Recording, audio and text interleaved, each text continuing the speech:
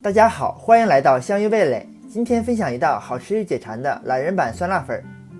将粉条泡在温水中，泡至变软。准备葱蒜和香菜，葱切碎，蒜切末，香菜切碎，全部切完备用。准备适量的炸黄豆备用。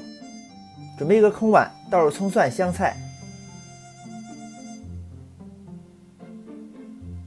加2勺生抽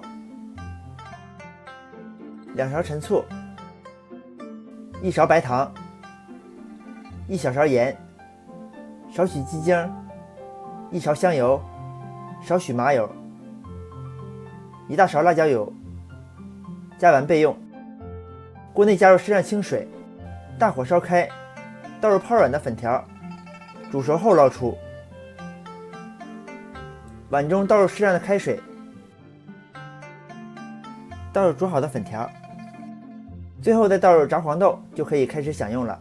这道懒人版酸辣粉不仅酸辣爽口，做法也特别简单，想吃的快去试试吧。喜欢我的视频就加关注吧，谢谢您的支持，我们下期再见。